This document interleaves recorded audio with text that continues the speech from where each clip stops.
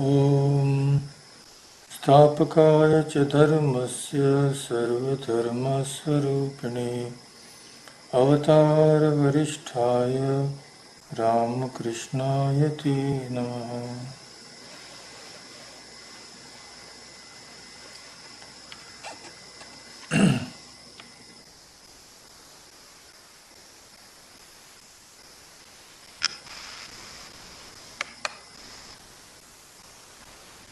So hope you had a nice Christmas yesterday. Of course, I doubt whether you had been able to go out because of this snow and all.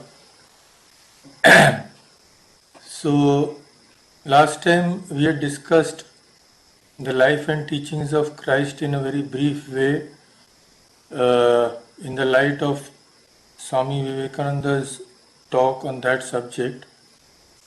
And last year, if you may remember, we had discussed the birth and childhood of Jesus Christ. So taking that forward, we will continue the discussion on the life of Jesus Christ. So today we will discuss the events which took place after that, that was Jesus Christ's baptism and how he faced temptations in the desert. So before we start today's, just let us recapitulate a little of what we had discussed last time. I will just share the photos.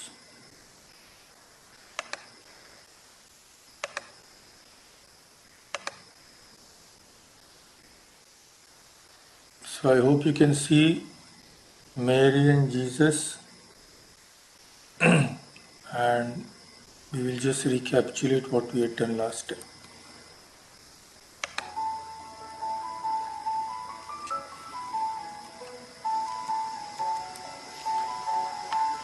So we had seen that in the 6th month, the angel Gabriel was sent from God unto a city of Galilee named Nazareth, and there the angel appeared before Mary, who was espoused to a man whose name was Joseph of the house of David. And the angel came to Mary and said that you are highly favored, the Lord is with you, you are blessed among women, and that from her she would give birth to the Lord himself. And this angel Gabriel also went on to tell Mary that her cousin Elizabeth, who lived in Judea, had also conceived and was 6 months pregnant. Her child would be John the Baptist. And Joseph, when he heard about this incident, that Mary was already pregnant before her marriage, he was in doubt. So we had seen some photos. Here you can see the angel appearing before Mary, and now the angel also appeared before Joseph and said that he had no cause to worry. He should take Mary as his wife, for that which is conceived in her is not an ordinary child, it is of the Holy Ghost.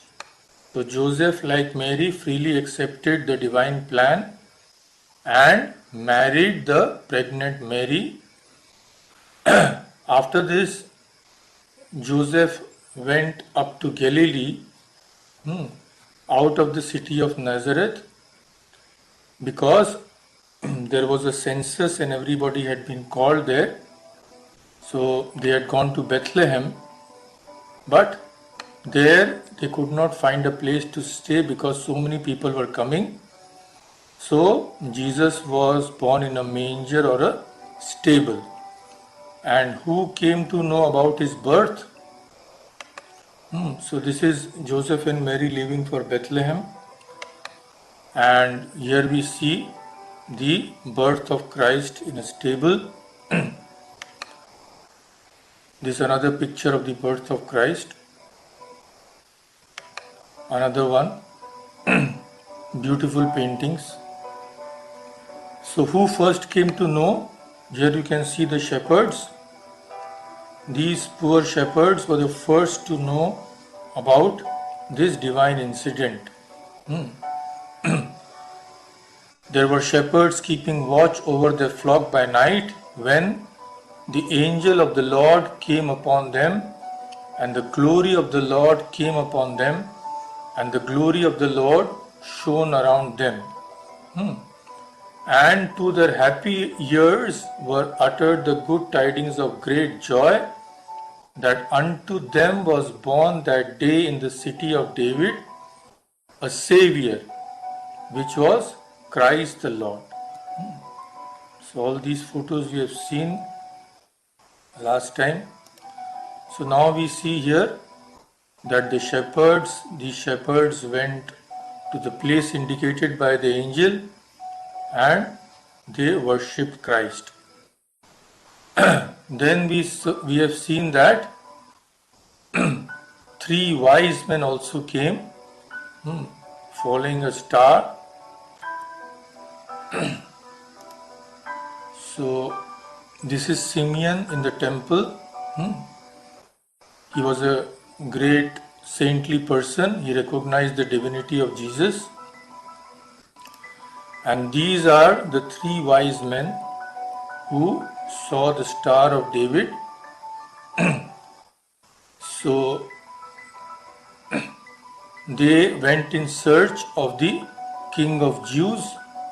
And when they saw the star in the east before them, the star stood and came over the place where Jesus was. And then they rejoiced, finding the child, and worshipped Jesus. So here you can see that photograph. These are the three wise men who worshipped Jesus and gave him a lot of presents and all. Now after this, Jesus, along with his parents, went to Jerusalem for the Passover feast, but while returning, the parents lost Jesus.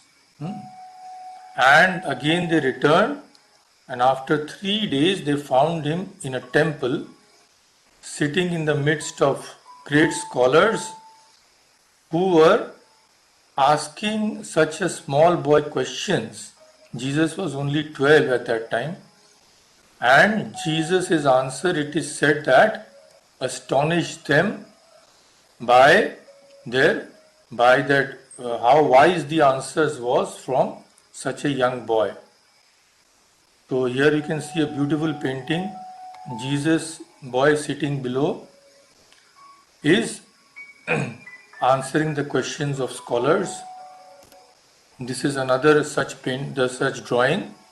You can see the boy Jesus surrounded by scholars. So then the parents found Jesus in a temple, and when they asked Jesus where he had been all along, Jesus gave this pertinent reply, deep reply. Why is it that you are seeking me? Did you not know that I must be in my Father's house? So these are the first recorded words of Jesus. And this was when Jesus was 12 years old. And after this, till Jesus was 30 years old, we know practically nothing about his life. What happened in between? There is no mention of anything in any of the four Gospels.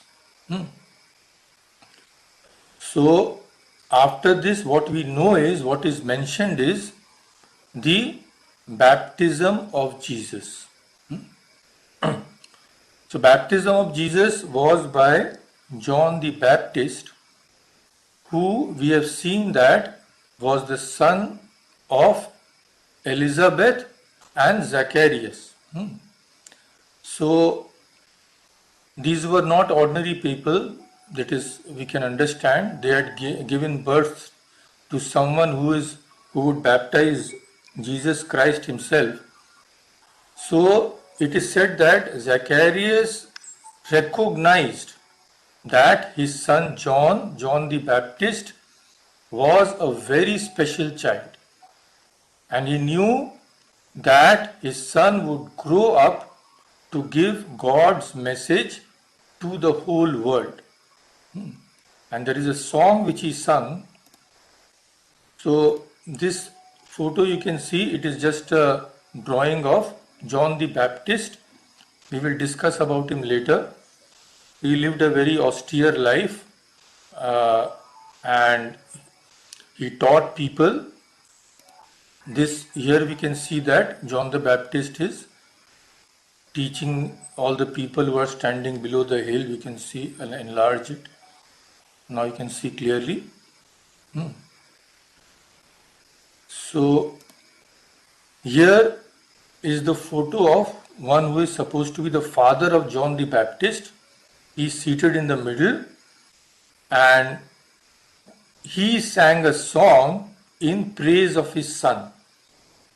He was such a great soul that he recognized that his son John had a special mission in life.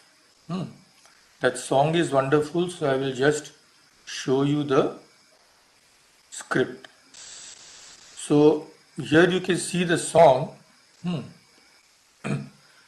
And you, my child, he is singing for his child.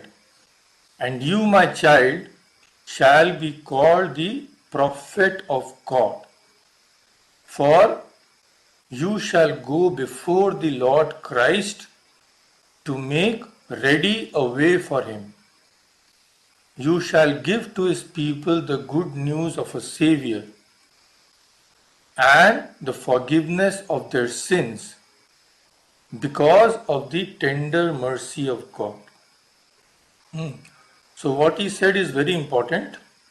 This song, he said, he was so overwhelmed with joy, you see. So this song is an expression of his gladness at the thought of the great part his baby son was to bear in this great deliverance. So he said to his son that you shall be called the prophet of God. Prophet of God means one who is the most high. And thou shalt go before the Lord Christ to prepare his way. You shall go before the Lord Christ. Prepare his way means you will point out to him as the Messiah to his people, and to dispose and prepare them to receive him as such, as a savior. That is the thing.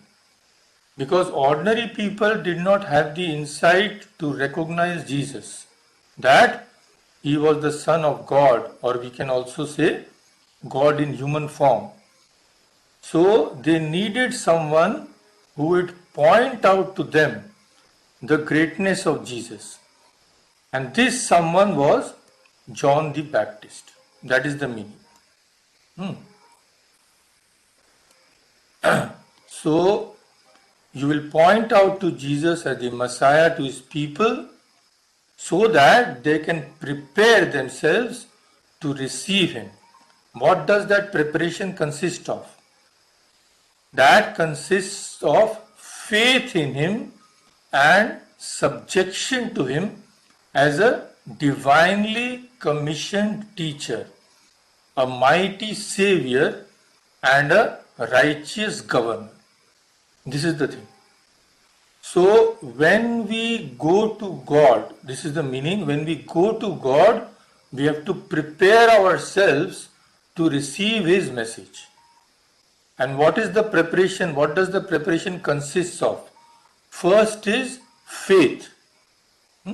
faith in him, and then subjection to him as a divinely commissioned teacher. We should know, we should have an idea of the greatness of whom we are going to. Then only we can receive his message and benefit by that. That is what the role of John the Baptist was. Then in the song it is said, to give to his people the good news of a Savior. That a Savior had come. We need not fear anymore. Our deliverance is at hand. So, John had the mission to preach to God's people the glad tidings of salvation.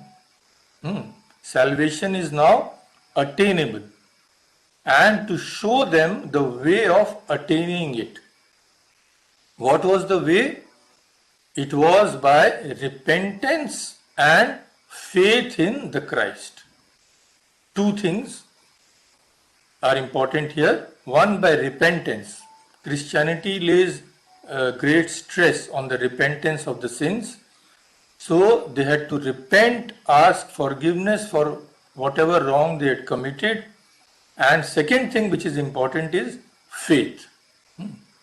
So when people had these two, they could be sure of their future salvation.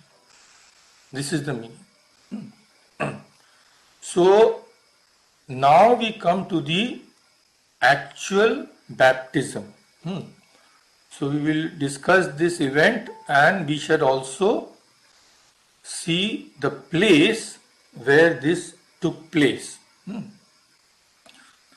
Now all the four Gospels mention Jesus is coming to John and being baptized, and the Spirit of God descending upon Jesus after the baptism.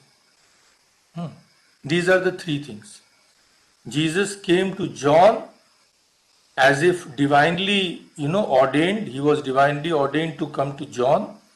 Jesus would not have been baptized by any ordinary human being.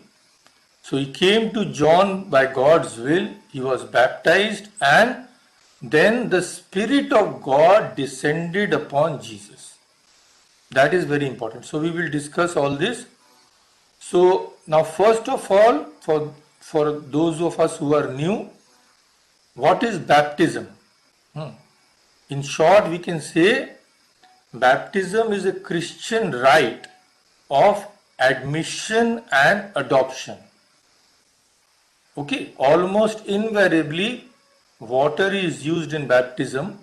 So it is a rite of admission and adoption into what? Into Christianity.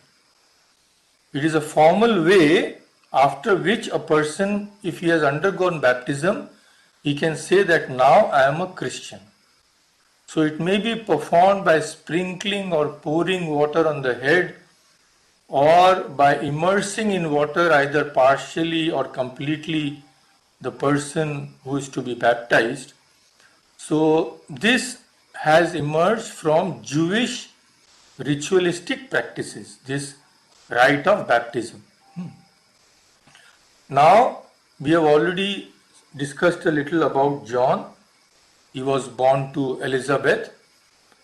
Now when John became a young man, he went away from his home. He became a sort of recluse and lived in the desert alone with his own thoughts and with God.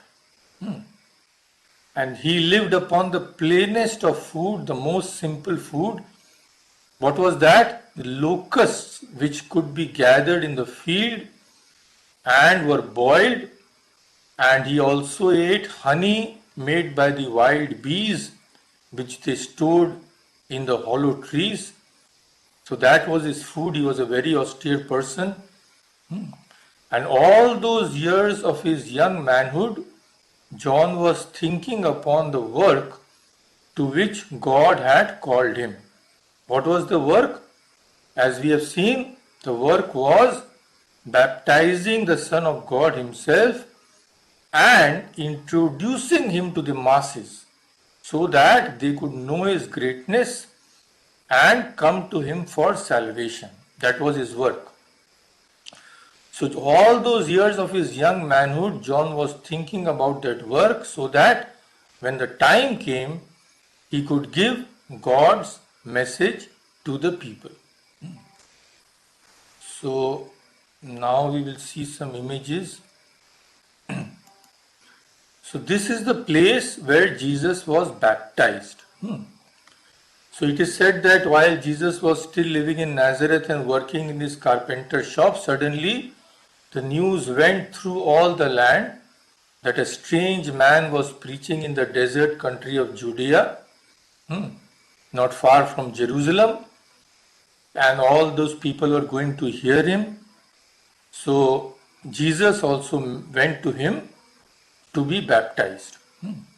So John was such a great person, John the Baptist, that when the people looked at him, they were reminded of the great prophet Elijah, and they asked wonderingly to each other whether John himself was this great prophet reborn.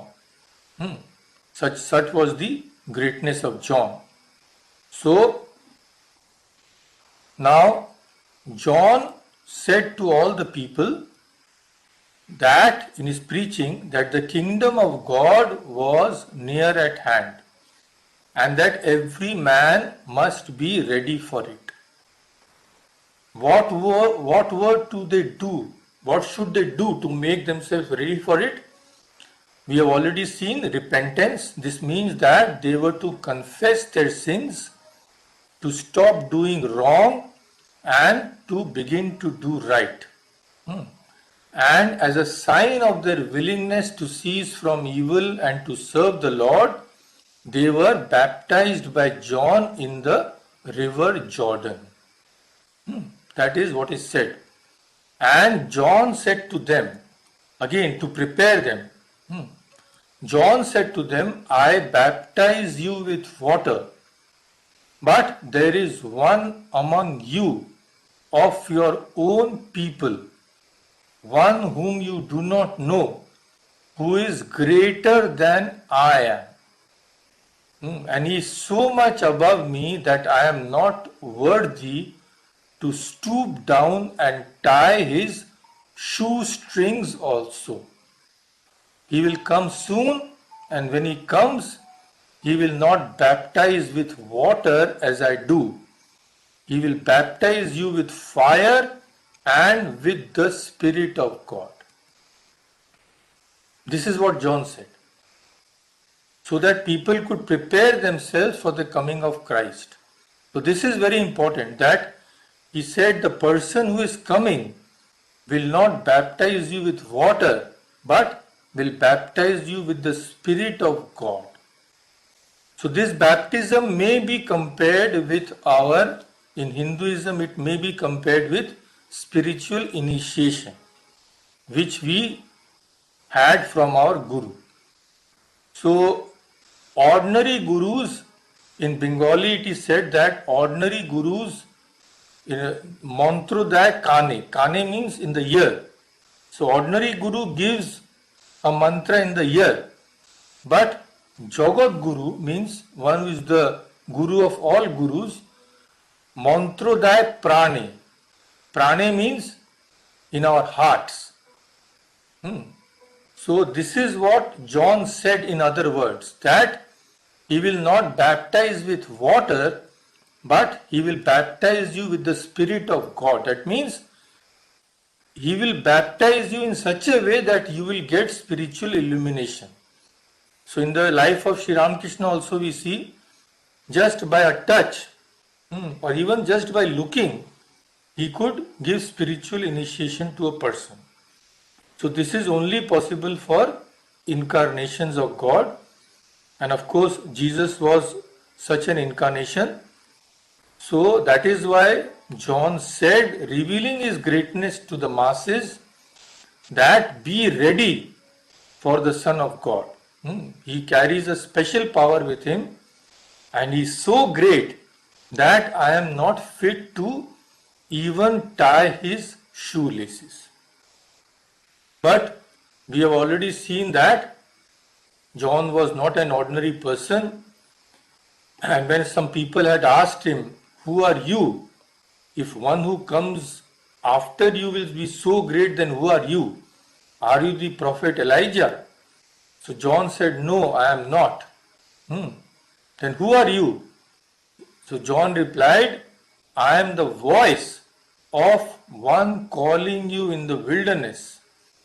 Make straight the way for the Lord." That was John's mission, to make way for the Lord, for Jesus Christ. Making way means what? Preparing people to be ready to accept the salvation which Christ would come and give them. Prepare themselves by repentance and by faith. So John said, "I am the voice of one calling in the wilderness, make straight the way for the Lord.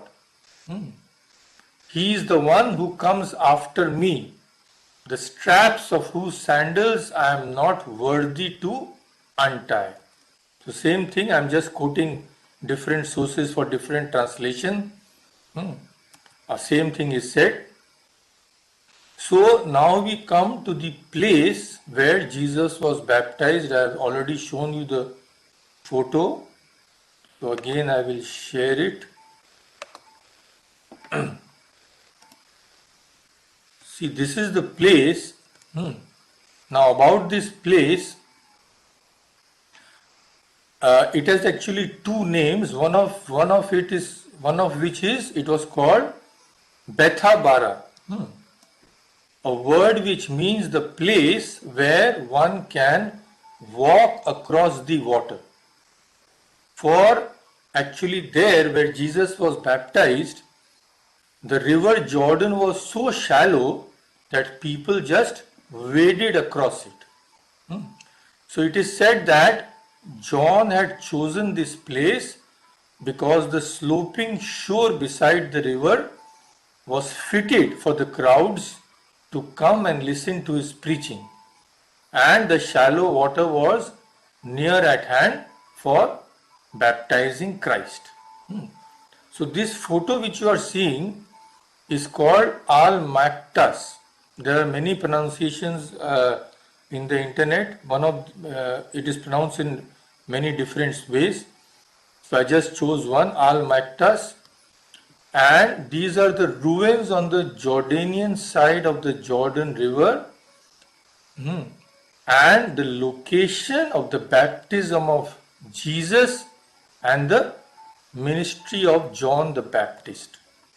So I also found a video which shows this place. So I'll just see whether I can share that. Just let me play the video.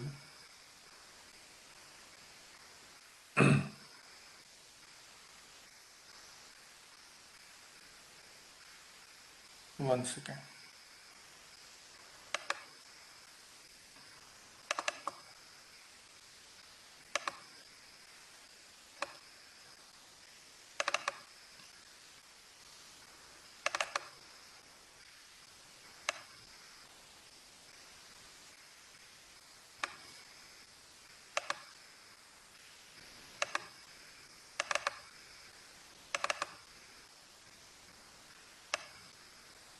Yeah, this is the video. So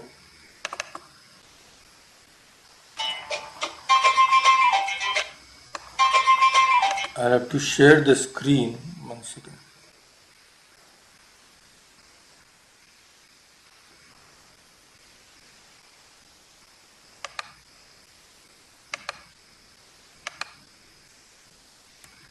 So I hope you can see it now. This is the place. In a very short video they have shown it nicely, just a 1-minute video.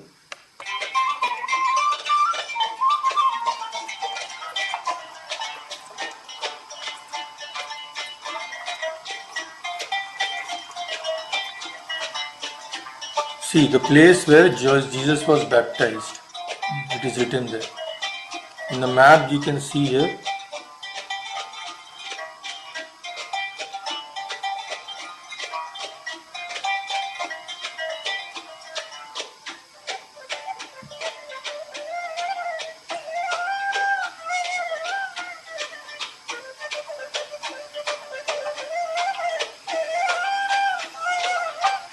This is the place.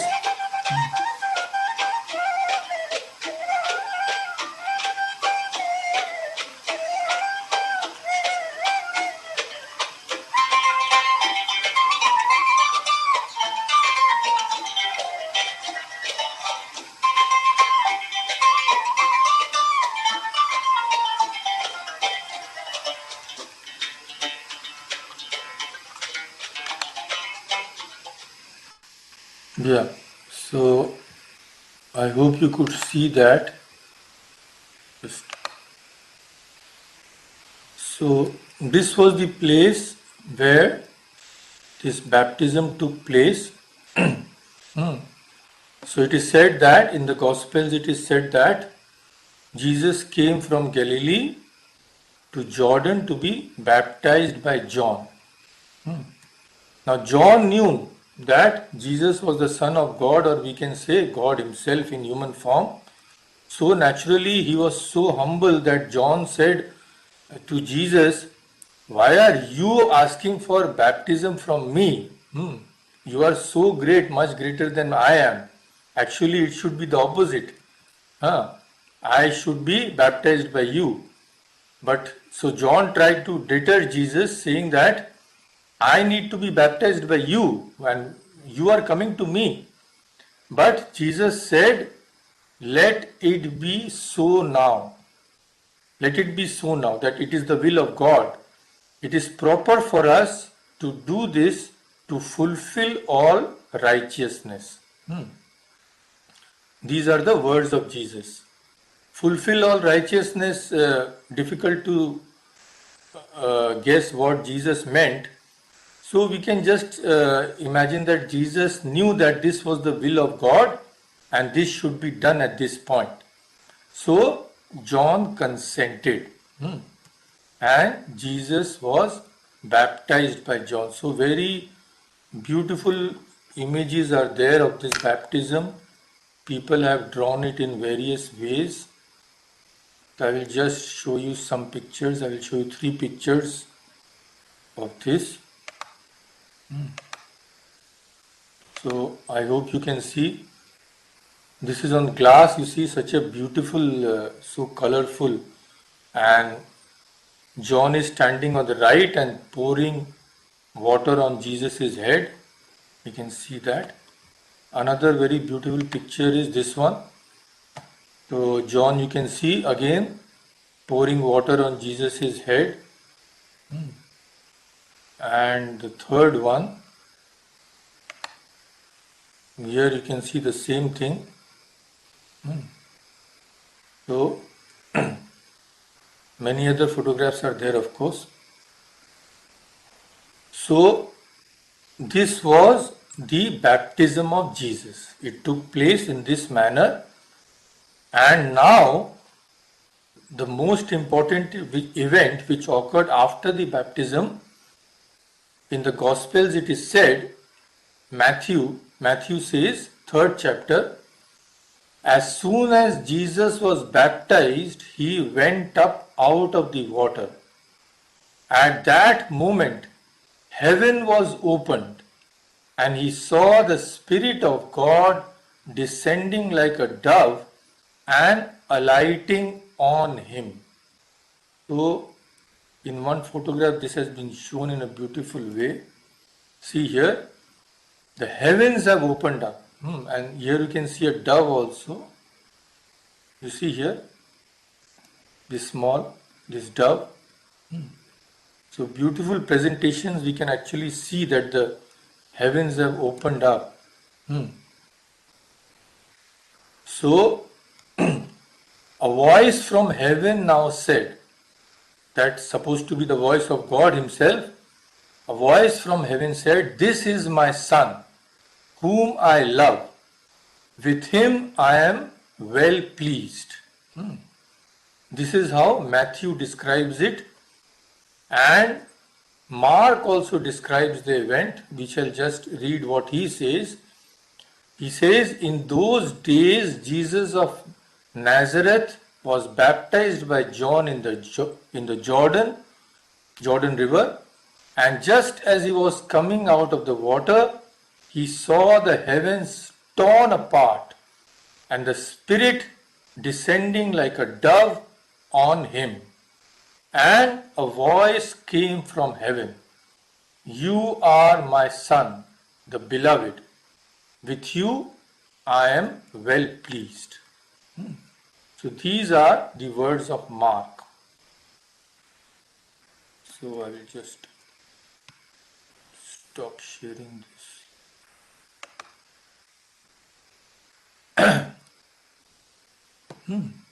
So now the baptism of Jesus is over, and as Jesus emerges from the Jordan, he is filled with the divine Spirit, and by the will of God is driven into the forest to be tested. So you see, God also has to be tested, such is this the world. In Sri Ramakrishna's life also we see such things. In the life of all prophets we see that they had undergone this type of sadhana and testing. They had also been tempted. So now we come to this portion of Jesus' life, that he is driven into the desert, which is supposed to be the abode of demons, to be tested. So this process is beautifully described by Mark, who has the earliest gospel, and we have seen whether when Jesus, as soon as he is baptized, the heavens split open and a voice declares to Jesus, "Thou art my beloved Son." So it starts from there, and now we see Jesus immersed in the age-old struggle of good and evil. So we can say that Jesus, as it were, engages the enemy. Face to face he comes with the enemy, face to face with evil in the desert. So this evil, Mark calls him Satan, and in Matthew and Luke, following the common tradition, he is called the devil. So this evil is called either Satan or devil, whom Jesus now faces. So in the words of Matthew, it is said that Jesus was led by the Spirit into the wilderness to be tempted by the devil. And it is said that Jesus fasted for 40 days and 40 nights. He didn't take anything. 40 days and 40 nights he underwent a complete fast. So we can guess that he must have been in a very, very high spiritual state. In Hinduism it is called samadhi, where a person is even unconscious of his body. It is such a high state. So Jesus might have been in such a state for 40 days. So he fasted, and after that his mind came down to the ordinary level. So before also we have discussed, when the mind comes to the ordinary level of even such great souls, they are conscious of the body. Conscious of the body means if the body has not received food for such a long time, they will also be hungry. So it is said that after 40 days, Jesus was absorbed in prayer for 40 days, and he came down to the ordinary level after that, and then he felt the need of food. So now the bodies of even these people are subject to the same laws as our bodies. So our bodies become weak when we don't eat. So their becomes also weak when they don't eat. Maybe to a lesser degree, difficult to say, but naturally The bodies obey the laws of nature to some extent. So it is said that after 40 days of fasting, Jesus was almost unconscious due to weakness. He was physically prostrate. So in the weakness, he was exposed to the attack of the devil. So when the devil saw that Jesus was now weak, at that moment he attacked him. So three temptations are mentioned.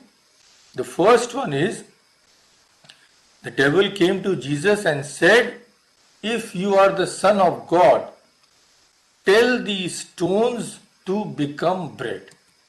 This was the first thing which the devil asked Jesus to do. That you are hungry, but you are the Son of God himself. So many stones are lying about. Just convert these stones to bread and you can eat. Why are you remaining hungry?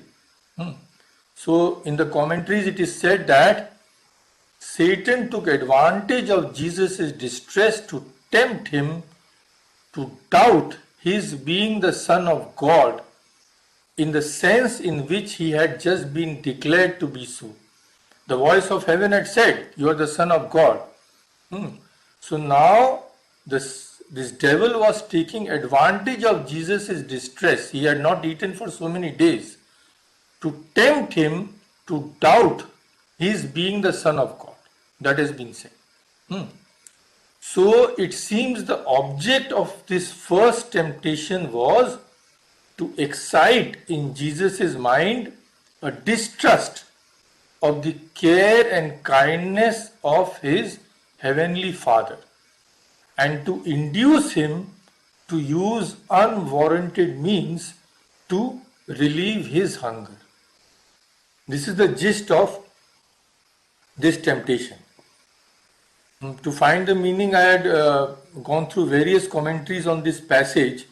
So sometimes they are very long, but in the end, this was what I found was the gist, that the devil wanted to create in Jesus' mind a doubt about his being the Son of God, and to induce him therefore to use these means like turning stones into bread and all that to relieve his hunger. This was the devil's purpose. But Jesus, of course, God himself in human form, he was not tempted. And how did he reply? He replied that man, it is written, Jesus said it is written in the Bible, man shall not live on bread alone, but on every word that comes from the mouth of God. Man shall not live on bread alone, but on every word that comes from the mouth of God. So what does this mean? The commentaries say that it means that not by means either natural or supernatural is man's life really sustained, but it is sustained by exact obedience to God's command, to the will of God. This was what Jesus replied to the devil, that you cannot tempt me in this way. I have full faith, and my life will be one of exact obedience to God's command, not turning these stones into bread and all that stuff. Okay, so but the devil admitted defeat once, but he was not to admit defeat easily. We all know how we are tempted in life. So now devil made the second attempt. He took him to the holy city and had him stand on the highest point of the temple. And now the devil said to Jesus, "If you are the Son of God, throw yourself down." Throw yourself down means what? Jump. Jump from the height. You should not be afraid. God will protect you. You are the Son of God. So just jump. So devil said, throw yourself down, for it is written in the scriptures that God will command his angels concerning you, and they will lift you up in their hands, so that you will not strike your foot against a stone. So go and jump. God will, you are the son of God. If you have so much faith, jump, and God will send you his angels to lift you up. You will not be harmed in any way. But again, Jesus was not the one to be tempted. He answered him, yes, devil, you are quoting the scriptures, but in the scriptures it is also written, do not put the Lord your God to the test. Don't go about testing God. That let me put myself in danger and let me see if God will protect me and all, at all. Just if a fire is burning, don't go and put your hand in the fire and ask God to protect you. That is foolishness. So do not put the Lord your God to the test. What does this mean? So in one of the commentaries I found that the gist of this meaning is given. It says, preservation in danger is divinely pledged. It is pledged to me that when if I am in danger, God will protect me. Okay. But shall I then create danger either to put the promised security skeptically to the proof or wantonly to demand a display of it? To test the promise of God, shall I put myself in danger willingly? That is foolishness. That will be tempting the Lord my God. And that is expressly forbidden. And that would forfeit the right to expect preservation. If I go on testing God in this way, I will forfeit the right to expect preservation when I am in real danger. This was Jesus' reply. So, nothing doing, devil, I won't do your bidding at all. So, this means that Jesus said, don't make a show of your trust in God. Don't venture into danger to show how God can protect you. That is absolutely silly. So this was what Jesus replied. But the devil is the devil. It will never admit defeat so easily. So the devil tried for the third time. And this third temptation all of us can relate ourselves to. So now the third and final temptation for the time being, what was that? The devil took Jesus to a very high mountain and showed him all the kingdoms of the world and their splendor. So all the splendors of the world, all the enjoyments, it laid bare before Christ. This we see in the Katha Upanishad also, that when Nachiketa, a young boy, asks Yama is the god of death. He asks Yama to give him the spiritual knowledge. Yama says, oh, why are you bothering your head about all this? See the world before you. So much of enjoyment is there. Chocolate ice creams and pizzas and all these things, and you can go and enjoy. Why are you asking for all this? Don't create a headache for yourself and myself also. So it says, now devil says the same thing to Jesus. It showed him all the kingdoms of the world and their splendor. And he said, all this I will give you if you will bow down and worship me. So devil says, don't worship God. What will God give you? He won't give you all these money and enjoyments and dollars and all these palatial mansions and all that. You worship me and I will give you all these. See before you what you will get. So this was a bolder attack than any which had been made before. This was bolder. Why? The other temptations had been founded on an appeal to his necessities. Bread is necessary, otherwise we cannot sustain life. And the second was an offer of the protection of God in great danger. Both of these we need. We need bread to survive, we need food, and we need the protection of God also. But this attack was a higher attempt. It is said in the commentaries it was a decided and a deadly thrust at the piety of the Savior. It was a proposition that the Son of God should worship the devil instead of honoring and adoring him who made heaven and earth, that he should bow down before the prince of wickedness and give him homage. So the Son of God should renounce God at all, absolutely, and worship the devil. This was what the devil wanted. So what we have to note here is that this world and all its enjoyments, if we become a slave to these things, then actually we are worshipping the devil. We are not worshipping God. Because God is what is contrary to all this. All these things which will last only for 2 days, God is contrary to this. The very nature of God is contrary to the world. God is eternal. The world is for 2 days.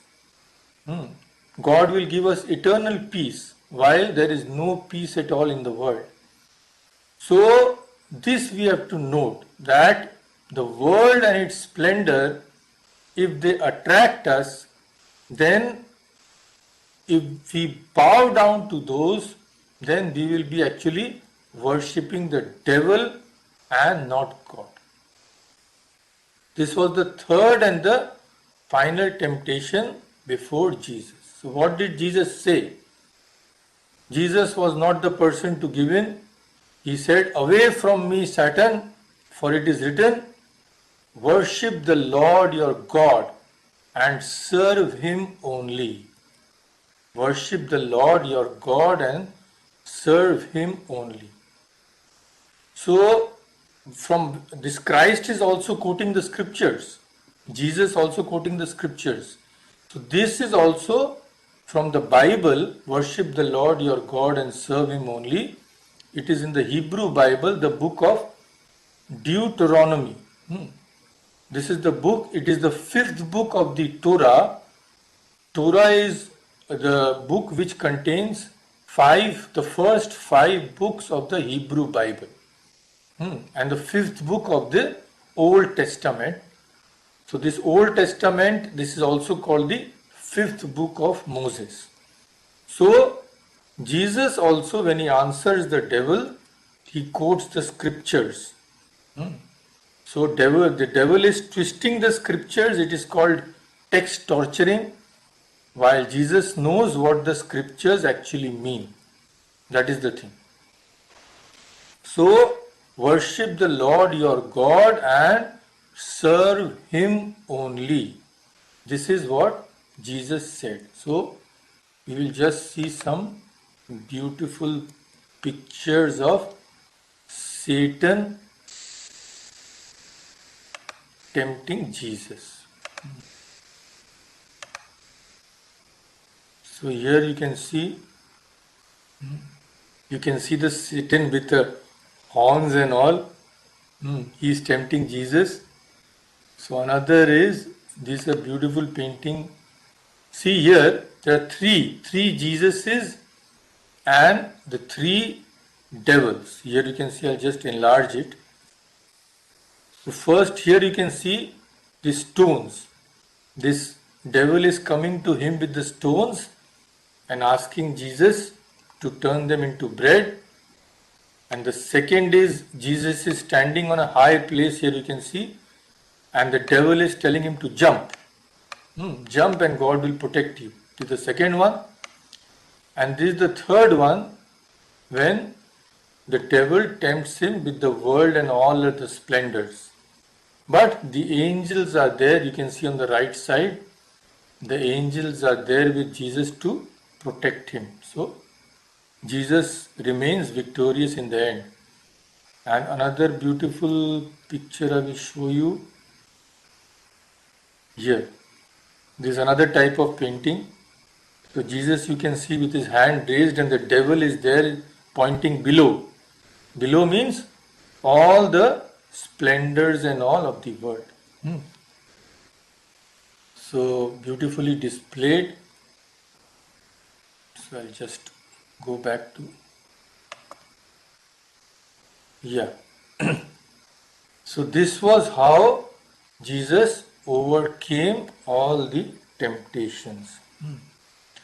And then the devil was finally defeated for the time being, and it left Jesus, and angels came and attended on Jesus. So when Satan, the wicked spirit, found that he could not persuade Jesus to do his will, he left him, and the angels came from heaven, sent by Jesus' Father. Father means God Himself, came to him in the desert and gave him all the food that he needed. So Jesus was hungry. This hunger can also be interpreted as hunger of the soul, because all of us suffer from this hunger even when our stomachs are full. We all suffer from this vacuum in our hearts which only God can fill. That also may be one meaning of this. So this much for today, and I think we can end here. And before ending, we can have some carols if you like, and I will also show you a video of Christmas celebrations in one of our ashramas. Belur Math celebrations you have seen many times, I know. So this is, I think, from Atpur. Atpur, you know, Christmas Eve, where Swami Vivekananda was there with his disciples, with the master's disciples, and an event occurred there. Most of you know, we will discuss it later. So I'll just show you the Christmas celebrations in that ashrama. Small video. So let us stop here. Om Shanti Shanti Shanti Hari Om Tat Sat Shri Ram Krishna Arpanamastu.